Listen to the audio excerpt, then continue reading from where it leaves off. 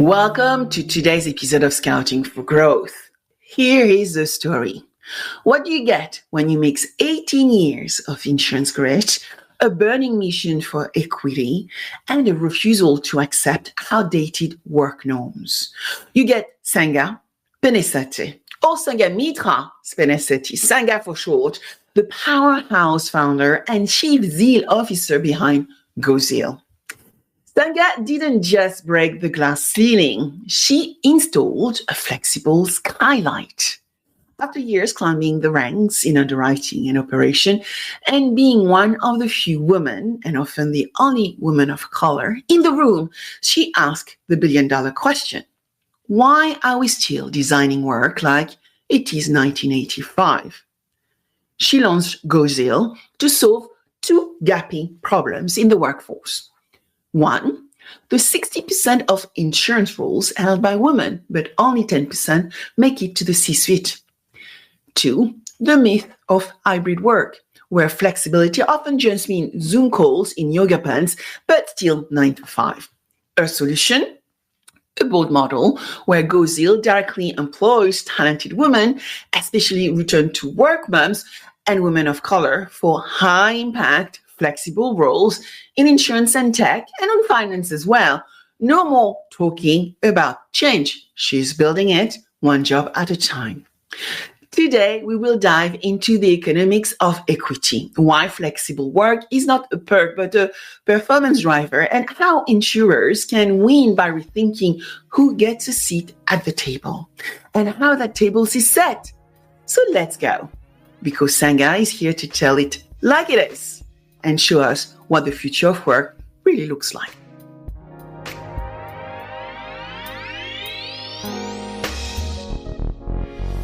Hello and welcome.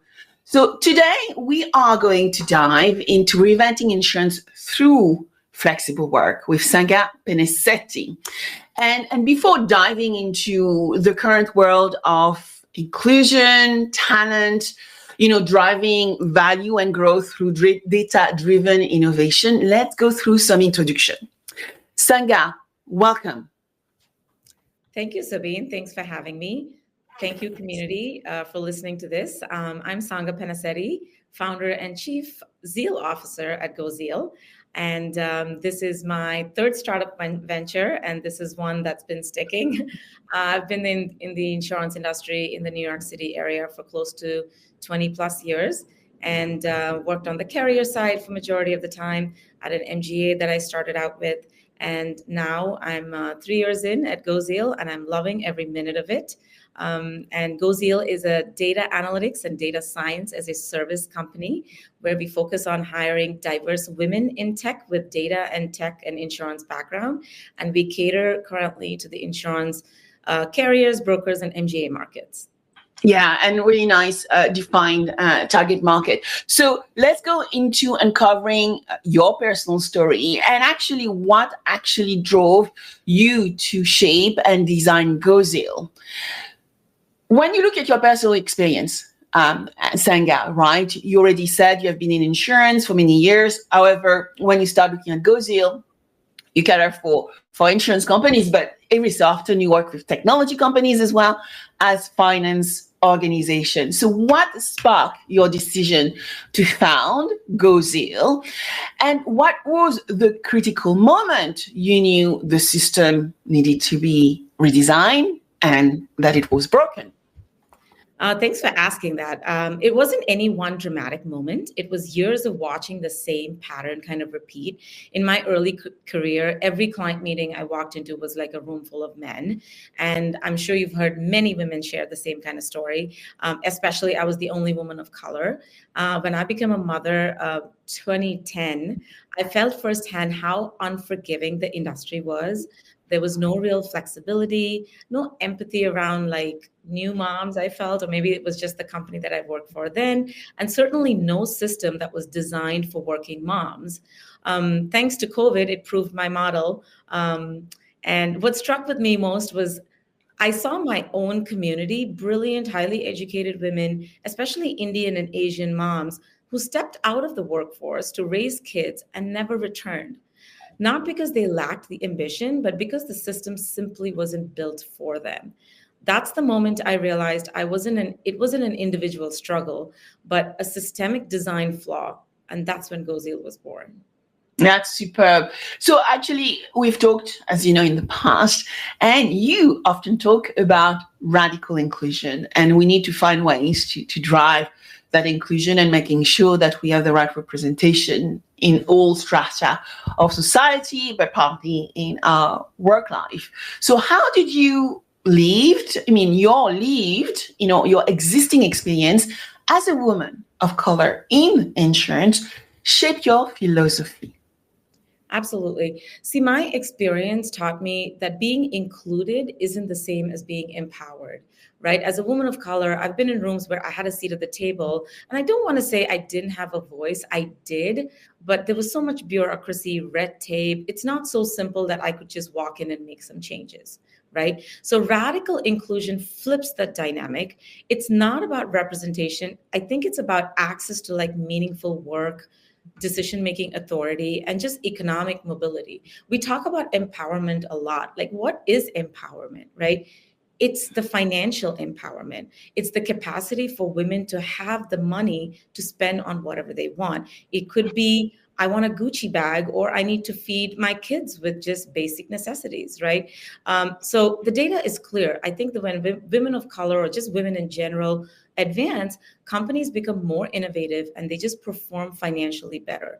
I'm sure lots of reports you've heard, like McKinsey says the top companies that perform better are with gender diversity that are 25% or more, and they perform financially better. So radical inclusion isn't just like a moral stance.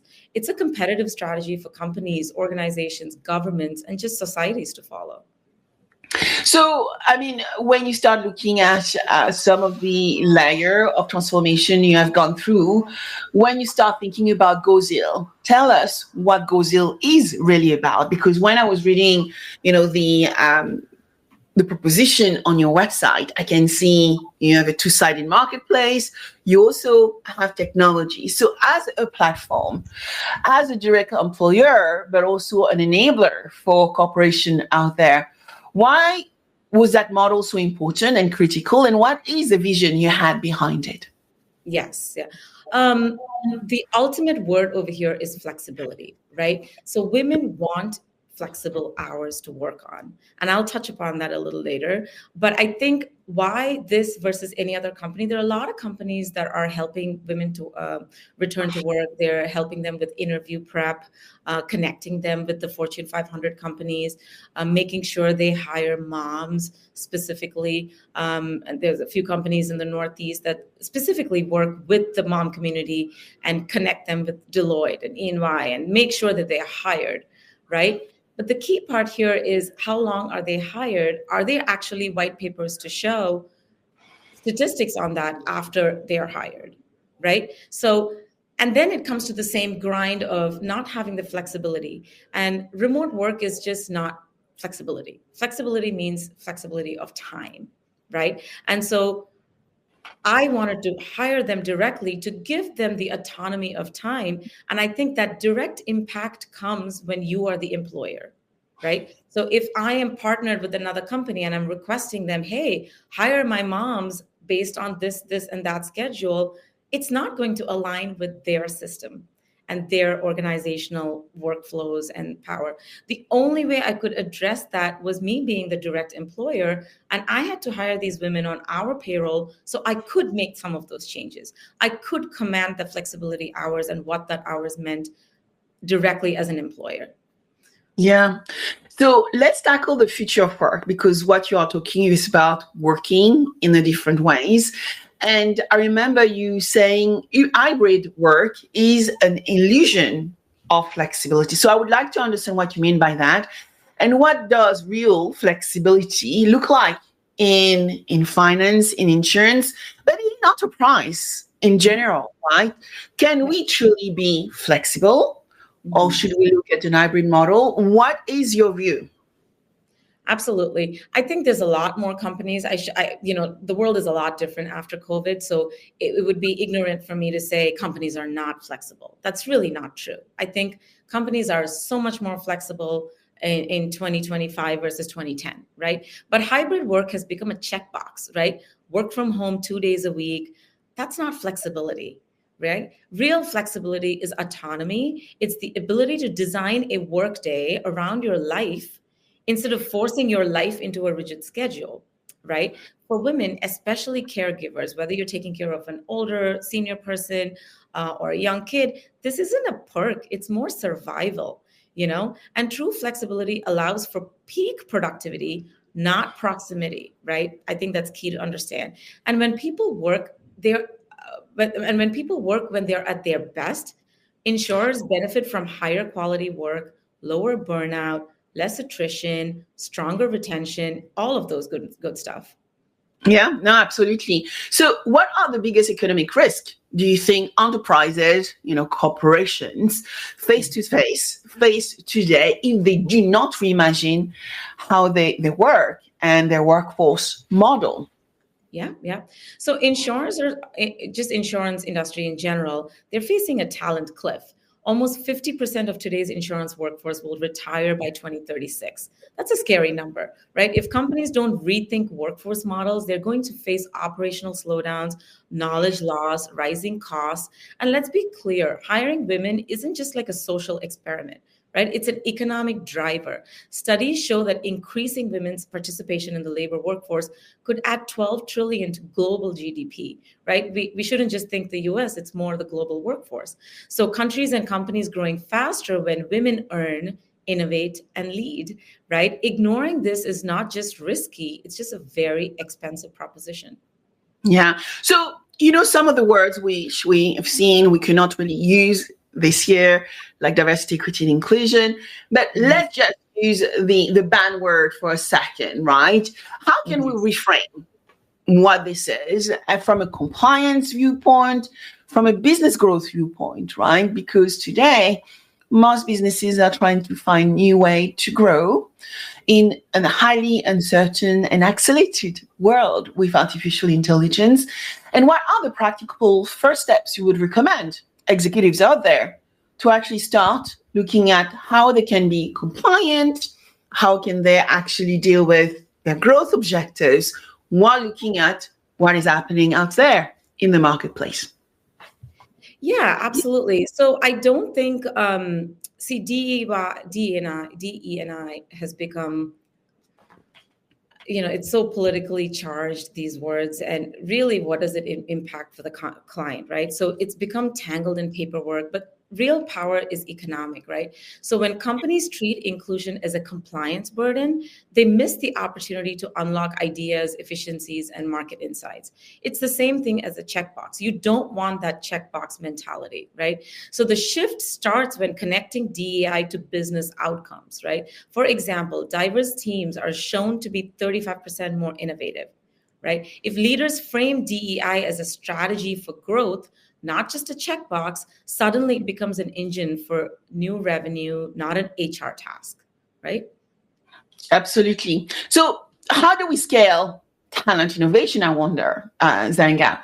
What are some of the examples you have seen and you are implementing at goZeal to help corporations tackle talent shortages and modernize their internal operations? Yeah, great question. I think one of the biggest challenges that insurers and everyone in the ecosystem face today is finding talent that brings the trifecta. But what I mean by that is the insurance expertise, data literacy, and tech skills. Most professionals have one, maybe two. Very few have all three together. That rare combination is exactly what goZeal develops and delivers. So we've helped clients reduce operational backlogs from months to weeks, modernize data workflows, and bring consistency to processes that were fragmented across teams, right? So our women integrate quickly, ramp up fast, bring both precision and fresh problem-solving ideas. It's not just like fitting roles, but it's upgrading capability, quick, on demand, and in a way that is modern and not from the 2000s, early 2000s. Yeah, not from the early 2000, when we are in 2025, moving into 2026, where the world is completely reinvented by artificial intelligence. And we all know that we need to do things better, faster, and probably leveraging technologies, automated technology, which allows our business to be a little bit leaner as well and drive growth objectives. So how do you balance flexibility for talent with the operational demands for corporation out there, especially in a data-rich environment, because of what is happening with artificial intelligence? Yeah, absolutely. It's definitely a balancing act. Insurance is detail heavy and time sensitive, and flexibility can sometimes create scheduling gaps, right? But what we've learned is that when people have control over their workday, their productivity and accuracy skyrocket. Like, how many times have you seen, I don't know, 8 to 5 standard job, your actual peak productivity hours are just like 2 hours in the day. Rest of the time, you're at the water cooler machine, you're in meetings, you're walking around, you're stepping out for lunch, coming back, going getting coffee, coming back. There's a lot of time wasted, right? So you got to measure that peak productivity hours, and that's exactly what we do. And we give that ability for women to do that. And you're right, it's not so straightforward. There's business demands. It is challenging. I think we try not to work on super critical, like time sensitive, like back to back real time stuff. But there's always a 6 hour lag, right, in terms of getting back to the client or whatever what it is. So I think it works for us. Our teams consistently deliver higher quality outputs, cleaner data, fewer errors, faster turnarounds. So even if flexibility shifts when work gets done, it never compromises how well it gets done. I think that's important, right? Less errors. And in fact, our operational metrics show that quality often increases. Flexibility shouldn't be viewed as it's the opposite of performance. It's actually a catalyst for it, right? Yeah, it's a catalyst for it. And so when you look at your operations and where your clients are, can you tell us where are they located? What are the range of organizations that have leveraged what you do at goZeal? So our target is mostly middle market. Entering the life side as well. So it's carriers, brokers, and MGAs. This year, we've grown significantly a lot more with MGAs. There's so much movement, and they need so much help in the space of data and just more hands on deck, right? More hands to deliver. And it's not just technology. You can buy 100 different tools and SaaS products, but they're not talking to each other. You cannot eliminate the whole talent aspect of things, right? Mm-hmm. So you can solve a problem by putting one product out there, another product, but who's the threading them all together? I think that's important. And it's not just the talent, and it's not just technology. It's the killer combination of how much technology combined with how much talent, right? How much human in the loop needs to be in there. And I think two big missteps. First, they treat diversity as a hire, not a system. Hiring diverse talent without creating an environment where they can thrive leads to quick attrition, as we all know. Second, they assume technology alone would transform operations, which I just mentioned. Technology is only as powerful as people using it. Without skilled, diverse, empowered talent driving it, digitization efforts fail. And you know that all day long.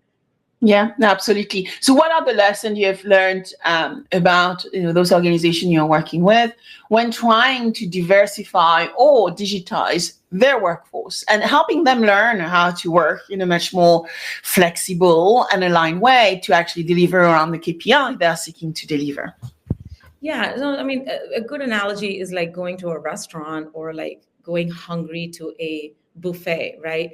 Like as a chef, you could just throw 20 different food items for your customer to eat, or you can really cater and just give the 4 things that the customer wants to eat, right? Really creating this boutique relationship between the client and the customer and making sure that they only are getting what they want, or they're not overfed and over promised with so many AI companies out there trying to promise things that are still being experimented. AI, as much as we know, has had more of a presence in the finance and the healthcare industry than insurance, right? So it's really finding that balance as to how much talent do we need, how much technology do we need, how much of that is veneered or layered with AI, because that's not the solution for everything. One size does not fit all.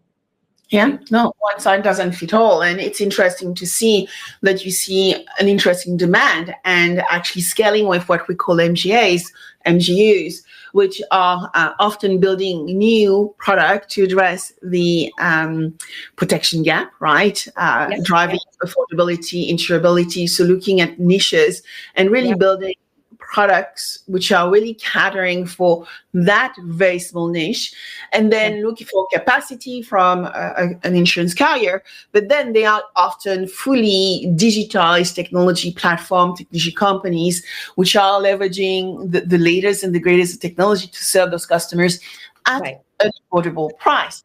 So looking at the future, right? What does our industry, the finance sector, enterprise-led corporation look like in 2030 for you, and what is required to get them much more flexible, consider inclusion as a differentiator? What are your bold predictions? This is like my dream come true, I guess. So by 2030, at least, I think 5 years out is a good starting point. Insurance could look radically different, right? It's changing every day, the industry, the number of insurtech firms. I think insurtech had a moment many years ago, but it was dying down, and it's picked up again and it's dying down. But talent becomes borderless. Women from anywhere in the world contributing to underwriting, analytics, and operations. Data becomes cleaner because of the right talent is managing it. Leadership becomes more diverse, which means better risk decisions. When flexibility and inclusion are done right, the industry becomes faster, more innovative, more resilient. And I truly believe that we can be a future-proof industry. Yeah, I've seen when you look at the goZeal platform, right? You have that two-sided marketplace where I would say enterprises can find their really best expert amongst minority, but I would say amongst women, able to and with the skills to deliver amazing, complex initiatives. So when you start looking again at the future at our industry, what is next for goZeal? What do you see is going to be the next big thing? Because I remember looking at the platform, seeing the two-sided marketplace, and then seeing also technology enablement tools for your customers. So what does that look like when you look at your platform, when you start looking at a world, as you said, which is data rich, which is going to leverage technology to become much more autonomous and needs a different style of leadership? Absolutely. So our mission at goZeal is any woman anywhere in the world who has a laptop and has skills and has the interest to learn and advance and upskill should be able to have a job. It's the accessibility to jobs, right? And then we bring it down to insurance because of my background with 2 decades of insurance experience. So we're taking what we've built in insurance and expanding it globally, right? Our vision is to create the world's most trusted ecosystem for women in data, tech, and leadership. Whether she's in Mumbai or Miami, a woman should be able to access skills, flexible roles, and just economic mobility, right? Your talent shouldn't just get wasted because I don't have access to the right job. So we want to unlock millions of careers and change how the world sees women's talent in a very, in a lens from women's perspective and not from a company's perspective. So if you could actually leave an advice, a takeaway, an offer, a call to action to an MGA CEO, an insurance CEO, a broker CEO, a CEO who actually knows there's a different way to get things done, and you would like them to listen to you today, what would it be? Absolutely. So stop treating inclusion as a side project. It is your strongest lever for innovation, revenue, and resilience. If you want to win in the next decade, invest in women, because when women rise, entire industries rise. That's my single message. Very nice and sweet. So if, any executives listening to this conversation would like to know you, would like to discover goZeal, would like to discover the talent within goZeal, and I already understand how you can help them, where should they go? They should go to goZeal.com, www.goZeal.com, and just sign up for an inquiry, and we will be in touch. And for you, if they want to reach out to you, what should they do? Tell us a bit more about you and, the fact that potentially they can reach out to you on other platforms too. Yes. You can absolutely reach out to me on LinkedIn. The LinkedIn community is amazing. I love the connections that I have made, and I'm very much available. And if you need to reach out to me via email, it's sp@goZeal.com. Well, thank you so much, Sangha. Thank you for joining me, enlightening the world on what goZeal's mission is about. I can't wait to see you soon. Thank you, Sabine. Thank you for giving me the opportunity and being in your amazing platform that's ever growing. Your numbers are staggering and amazing, and I'd love to. I'm just thankful to be part of this show. You're welcome.